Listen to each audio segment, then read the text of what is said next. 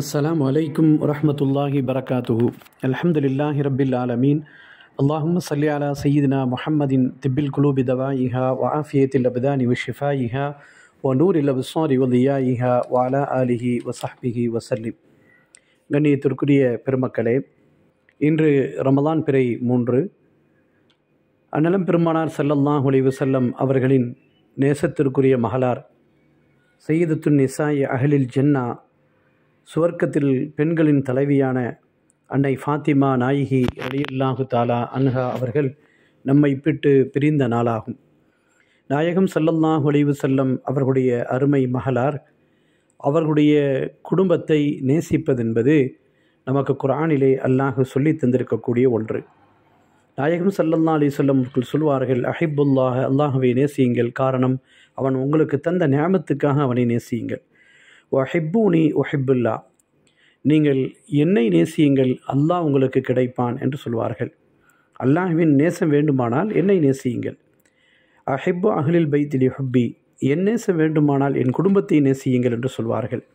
எனவே ஃபாத்திமா நாயகியை நேசிப்பது என்பது நபியினுடைய நேசம் நமக்கு கிடைக்கிறது. அஹ்லுல் பைத் என்பது நாயகம் ஸல்லல்லாஹு அலைஹி வஸல்லம் அவர்களுடைய குடும்பத்தார்களுக்கு நாம் சொல்கிறோம். அந்த குடும்பத்தினுடைய தாய் யார் என்று சொன்னால் ஃபாத்திமா நாயகி ரலியல்லாஹு தஆலா அன்ஹா அவர்கள்தான். காரணம், அவர்களின் மூலமாக தான் இந்த சந்ததி கியாமம் வரையிலும் வருகிறது. எனவே தான் அஹ்லுல் பைத்தினுடைய தாய் என்பார்கள் நபிகள் நாயகம் ஸல்லல்லாஹு அலைஹி வஸல்லம் ஃபாத்திமா நாயகியை.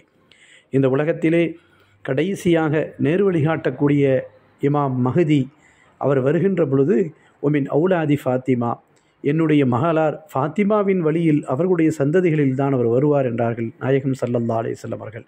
எனவே ஃபாத்திமா நாயகியை நேசிப்பது என்பதே ஈமானினுடைய நேசம்.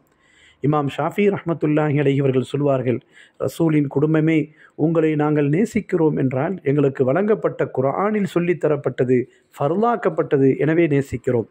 அது மாத்திரமல்ல, தொழுகையிலே அல்லாஹும்ம ஸல்லி அலா முஹம்மதின் வ அலா ஆலி சய்யிதினா முஹம்மதின் என்று வருகின்ற பொழுது நபியின் மீது மாத்திரமல்ல சலவாத்து, அவர்களின் குடும்பத்தின் மீதும் சலவாத்து சொல்கிறோம்.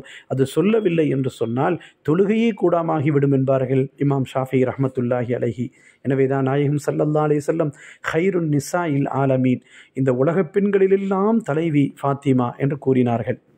அது மாத்திரமல்ல, என் குடும்பத்தில் எனக்கு மிக மிக நேசமானவர்கள் ஃபாத்திமா நாயகி என்று சொல்வார்கள். காரணம், ஒவ்வொரு நாளும் எப்படியேனும் ஃபாத்திமா நாயகி அவர்கள் பெருமானாரை வந்து சந்தித்து அவர்களிடத்திலே பேசிவிட்டு செல்வார்கள். ஒருவேளை வர முடியாமல் போய்விட்டால் உடனடியாக நாயகம் ஸல்லல்லாஹு அலைஹி வஸல்லம் ஃபாத்திமா நாயகியினுடைய வீட்டுக்கு சென்றவர்களை பார்ப்பார்கள். எப்படியும் ஒரு நாளில் ஒரு முறையாவது அவர்களை பார்க்க வேண்டும் என்பதை நாயகம் ஸல்லல்லாஹு அலைஹி வஸல்லம் அவர்கள் நேசித்தார்கள். ஃபாத்திமா நாயகியும் அப்படி நேசித்தார்கள். எப்பொழுதெல்லாம் ஃபாத்திமா நாயகி பெருமானாரை பார்க்க வருவார்களோ அப்பொழுது 3 விஷயத்தை பெருமானார் ஸல்லல்லாஹு அலைஹி வஸல்லம் அவர்கள் செய்வார்கள் என்பதை ஹதீஸிலே பார்க்கிறோம்.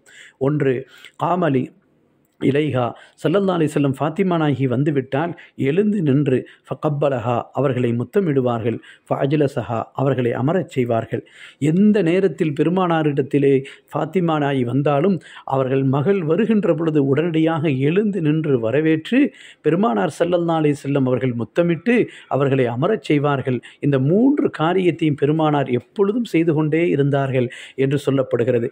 அவர்கள் செய்யாத ஒரே ஒரு நேரம், பெருமானார் சக்கராத்தினுடைய நேரத்தில் படுத்து கிடக்கின்ற போது மாத்திரம்தான்.